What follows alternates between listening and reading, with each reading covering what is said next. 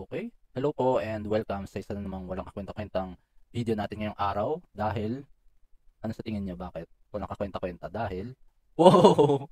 Wala bang kwenta? Dahil yung mga Tulfonatics, galit na naman sa akin. Dahil pag-uusapan natin yung idol nila, si Idol. Nasaan si Idol? Ayun, no? Yun yung yung meaning doon. Si Idol, Raffy Tulfo. So yan, pag-uusapan natin ngayon yung sagutan nila ni Senator Loren Legarda. Na take note, mas matagal na yan, mas matagal pa sa yan sa being journalist. Nag-iikot-ikot yan sa buong Pilipinas yun. Napapanood ko yung mga special niya sa kabundukan, yung mga special sa program niya.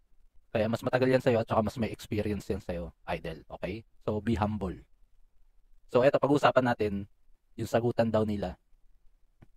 Sagutan ni Raffy Tulfo and Senator Loren Legarda tungkol dito sa budget ng DOLE. So, pakinggan muna natin sa Idol, pagbigyan natin sa Idol kung anong gusto niya, kung ano yung mga hinaing niya tungkol sa DOLE. Okay. Batas po natin yan. And yet, every day, even while we speak, doon po sa Action Center ko, sa TV5, meron pong mga nakapila doon dahil hindi po binibigay yung kanilang tamang pasweldo at benepisyo. Ibig sabihin, meron po tayong minimum wage, below minimum po ang binibigay sa kanila. Karamihan po sila mga factory workers, sila po yung mga security guards, sila po yung mga bodeguero, sila po yung palagi na api. So, meron ba tayong polisiya na para matigil na po ito at maging patas na po ang batas? Okay. Ito yung sagot naman ni Senator Loren Legarda. At magbibigay ng facts and data si Senator Loren Legarda. Right? Alam po natin na kailangan talaga pinapatupad ang ating minimum wage. Ang ginagawa po ng DOLE ay by inspection. Alam naman po natin na hindi kaya naman inspeksyonin lahat sa buong bansa. So ako po ay magpapakatotoo na meron po silang graph dito ng mga na-inspect po nila mula Enero hanggang Oktubre ngayong taon na ito sa NCR sa lahat ng regions. Meron po silang target, meron silang accomplishment, at meron silang na-inspect at may technical and advisory visit. Yun po ang ginagawa nila, labor inspection and technical and advisory visit. Lahat po naman ay dapat sumusunod ng ating mga batas. Alam natin, ang minimum wage nga ay dapat taasan pa nga, pero hindi pa na napapatupad yun. In the meantime, all they can do and what they're doing is inspection and technical and advisory visits. At meron po silang, mahaba po ito, can give you a copy of the targets per region and their accomplishments per region. Kahanga-hanga po yan, Mr. President. Madam. So yun, may mga data yung DOLE. Po silang mga nakita na hindi nag-comply, so mag-i-issue po sila ng compliance order. Admittedly, walang nakukulong. Dapat po may Wala pa. dapat po may Ayon po sa kanila, no? dapat may makulong. Kapag walang nakulong na mga employer, dapat may makulong na taga-DOLE. Wow, dapat may makulong na taga-DOLE. So in-insist ni Raffy Tulfo na yung mga nagrereklamang mga empleyado ay dapat makulong yung mga employer na hindi nagpapasahod ng tama o kaya hindi nagbabayad ng mga benepisyo sa mga employee nila. Dapat daw makulong. Yung mga taga-DOLE daw na hindi kaya magpakulong, dapat sila yung makulong. Yung mga taga-DOLE. Ang babaw ng reasoning. Dahil hindi lang ginagawa ng trabaho. Alam ko ba ay kayo tutulong sa budget? Tutulong sa budget. Pero sagot niya Loren Bakit? kasi na tutulong sa budget tapos maging tamad na sila. Hindi naman po. Ala, tamad na kagad sa sobrang yung may sinabing data dito sa lahat ng mga ginawa nilang pinanood ko may binigay silang data na 90+%. To be fair to them, yes. I'll give it to them for support. Pero kapalit yan, gawin yung trabaho nila para sa mga balita at babayan. Opo. Sinabi ko po, ang kanilang ginagawa ay visits and compliance visits, nagbibigay ng abiso.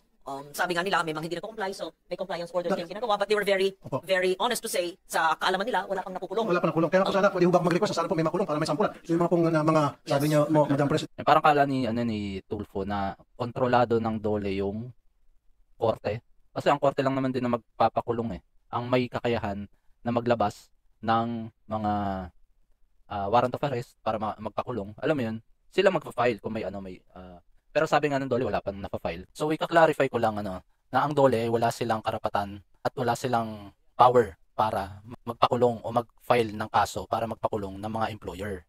Okay? Pero yung mga trabahador ay pwedeng mag-file ng kaso laban sa kanilang employer para magpakulong. Diretso na sa prosecutor's office, sa DOJ, okay? Hindi na sakop ng DOLE yung pagfa-file ng kaso. Kaya sabi nga ni Attorney Claire na parang he's barking at the wrong tree. Iba yung ahensya na kung saan dapat ka magreklamo, okay? Kaya hindi ka dapat magreklamo sa DOLE, dapat magreklamo ka sa prosecutor's office. Madam Sponsor na na-call attention na pwede bang bigyan niyo ako ng kopya para ako na po magpapalo up to make sure na talaga matutuluyan yung mga kumpanya yun at basta I'll make sure na the mga manggagawa during the election na pagdating ko po dito sa Senado, sila po yung magkakaroon ng boses, lalo na po yung mga palaging na pinamamagagawa at nilibigyan tamang mga sweldo at benepisyo.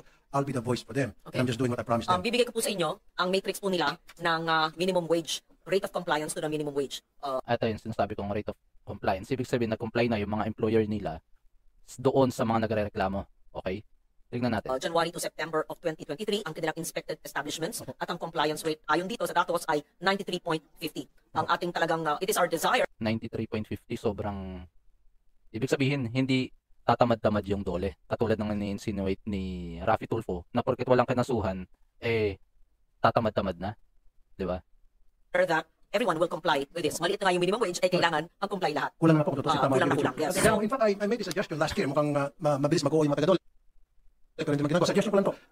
In my humble opinion, it will be better kung magpaskil po sa lahat ng establishmento, especially sa mga factory, sa mga security agency. Sinasabi niya na magpa-skill na meron na daw. Meron na naman daw talaga, sabi ng DOLE, meron na. Yung suggestion mo, walang kwenta kasi meron na. Of the budget, and they watch over the courts to ensure, because I cannot promise you, Your Honor, that as I sit here next year, if I'm still the chair of the budget of DOLE, na may nakakulong ng isa. Because you will say that I may be lying if next year walang nakakulong. I cannot answer you, sir, in the affirmative to say, I promise you when the budget comes here, may nakakulong. I as budget chair cannot do that. Yes, but we share your advocacy. You're not alone in that fight. We all share the advocacy for workers' welfare and giving them their due wages. That's why we have also been wanting to increase the minimum wage para taasan po ang minimum wage nila para maging living wage. Napag-usapan po yan ng yung mga compliance order, yung mga inspection na ginagawa ng DOLE, no. Para sa akin, kaya siguro walang nakukulong is yung mga employer is binabayaran nila yung mga employee nila na nagrereklamo, kaya hindi na umaabot na para hindi na nagmamatigas yung mga employer, hindi na umabot na para makulong sila. Alam mo yun, yung parang may reklamo, oo, edi susolusyonan na kagad ng mga employer na yung data nila ay umaabot pa ng 93% yung mga nagko-comply dun sa mga reklamo. Oo, hindi nga 100%, pero marami na rin yung kumbaga ineffective yung inspection at saka yung mga settlement na ginagawa sa DOLE if below or at least mga 50% lang. Pero kung yung data nila is nasa 93%, diba? Ibig sabihin, effective yung nila, yung patakaran at saka yung mga inspection nila, diba? Kaya siguro wala nang nakukulong is dahil hindi nagmamatigas yung mga employer para hindi bayaran yung mga back wages o yung mga nasa minimum, di ba? O kaya yung mga benefits na para makulong sila. Okay? Kasi nare-recover naman nare-recover ng mga employee yung mga reklamo nila sa DOLE. Kaya wala nakukulong. Yun yung sa tingin kong nangyayari dito sa DOLE. Okay? Kaya sinasabi naman niya na wala pang nakakasuhan. Pero ang gusto ni Raffy Tulfo is may makasuhan. Yung kumbaga magrereklamo pa lang yung employee tapos kakasuhan mo na kagad wala pang hindi pa mapag-uusapan yung dalawang parties. Na gusto mo bago ma-recover ng employee yung back wages niya kung ganun man ipakulong muna yung employer na hindi pa sila nag-uusap. Nasampahan kagad ng kaso yung mga employer.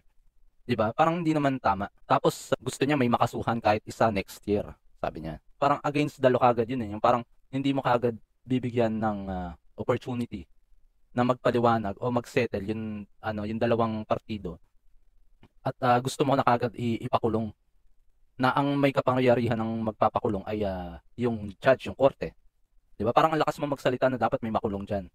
Well, in fact, pwede naman maayos yun sa mabuting usapan. Kasi ang DOLE naman is administrative at saka civil lang naman din yan. Hindi naman na porket hindi ka nakapagbayad ng mga back wages dahil binabayaran mo sila below minimum ay criminal na kagad yon. Pero napanood ko yung video ni Teacher Mark Reacts tungkol dito sa sagutan ni etong Raffy Tulfo at Loren Legarda. Nagkaititan, paano makukulong kung walang batas? Ayan, sabi ni Teacher Mike Reacts, wala daw batas tungkol sa labor law. Tama ba? Kaya bakit daw makukulong kung walang batas? Pero may napanood akong video dati ni Attorney Claire dito kasi napag-usapan din dito. Dito binrot din ni Idol yung argumento niyang yung sitwasyon na yung pagka yung amo ay nagnakaw by not paying yung ng tama yung kasambahay papaluin lang sa puwet. Papaluin lang sa kamay tapos pwede nang bayaran. Imbes na yung pagka yung katulong nagnakaw pwede nang kasuhan. Okay, ganun din yung nilabas na kwento kutsero. Dito sa hearing na to nung binanggit ni Raffy Tulfo yung stupid law, hindi mo lang alam ang batas, sabi ni Attorney Claire. Kasi dito sabi ni Teacher Mark Reacts na wala daw batas para magpakulong. Okay? Pero dito, nabanggit ni Attorney Claire na kapag hindi ka nagbayad ng mga benefits, na-feature ko na rin to dati sa mga video ko eh. Kasi na-feature ko rin tong video ng Stupid Law, na sinabihan ni Tulfo si Stupid Law. Tapos nabanggit ko nga rin, kaya naalala ko, na nabanggit ni Attorney Claire na may mga batas na pwedeng mapakulong yung mga amo. Okay? Kaya nung pinapanood ko yung episode dito ni Teacher Mike Reacts na parang, wala pang batas eh, na kailangan mong gumawa ng batas para mapakulong yung mga amo. Okay? Pero yung dito, in-explain ni Attorney Claire na pagka yung amo hindi nagbayad, eto, Ano yung sinasabi nyo? eto ng SSS, eto SSS to, may fine, okay, Walang penalty. or jailed for at least 6 years. Ito isa sa mga parusa sa mga hindi nagbabayad ng SSS, yung mga benefits ng mga employee. Okay? Nakalagay dito, a fine 5,000 to 20,000 or jailed for at least 6 years. Ayan. Yung mga hindi nagbabayad, 2018 to. Ayan. Ito yung nabanggit ni Miss Attorney Claire sa isa sa mga benefits na pagka hindi nagbayad yung amo. Okay? Ito naman ay yung PhilHealth. Kasi parang tatlo yan. SSS, PhilHealth at saka Pag-ibig. Okay? So, yung sa kanina, SSS, may pwedeng makulong, jailed for at least 6 years. Okay? So, ito naman, nilabas ni Attorney Claire, yung PhilHealth. Yung hindi ka magbabayad ng PhilHealth ng employee mo. Tapos may multa rin, 500 to 1,000. And may imprisonment of 6 months to 1 year. Ayan. Yung amo, pagka hindi nag-comply. Okay? Kaya pwede makulong, pwede rin sila magsampa ng kaso. And, lastly, meron ditong, ito yung sa Pag-ibig. Diba? Kanina yung SSS, tapos yung PhilHealth, ito naman yung sa Pag-ibig. Pagka yung amo mo hindi nagbayad ng, the employer who fails to remit contributions without lawful cause or fraudulent intent may be penalized with imprisonment of 6 years. Ayan. Okay? Siguro, ewan ko kung sakop pa ito ng DOLE, yung mga benefits. Na dapat sakop din nila yun. Diba? Kung hindi man binabayaran yung benefits ng isang employee, may batas na pwedeng makasuhan at pwedeng makulong yung mga amo. Of the prescribed increases or adjustment in the wage rates, amending for the purpose Section 12, Republic Act Number 6727, otherwise known as the Wage Rationalization Act. Dito sa batas na ito, kapag napatunayan na nag-violate yung amo sa hindi pagbibigay on time ng sweldo at kapag siya ay natulang nag-violate, i-require siya at bibigyan siya ng order na bayaran ng doble, yung amount na hindi niya nabayaran. And those employers who refuse or fail to pay the minimum wage rates ay maaari silang bigyan ng order na magbayad ng fine na not less than 25,000 pesos and not more than 100,000 pesos. O kaya ay makulong ng not less than 2 years but not more than 4 years. Ayan pala. Nabanggit din ni Attorney Claire na meron din na pag hindi ka binayaran ng minimum wage. Pero yung sabi nga wala daw batas para magpakulong sa mga amo. Pero natandaan ko to, naalala ko tong video ni Attorney Claire na meron daw na pwede makulong yung mga amo.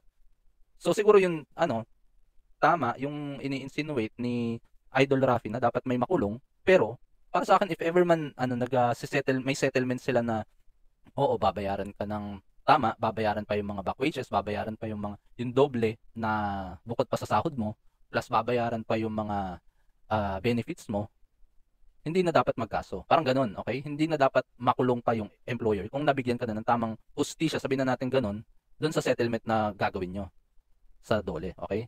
Ulitin natin to. Bigay on time ng sweldo at kapag siya ay natulang nag-violate, i-require siya at bibigyan siya ng order na bayaran ng doble.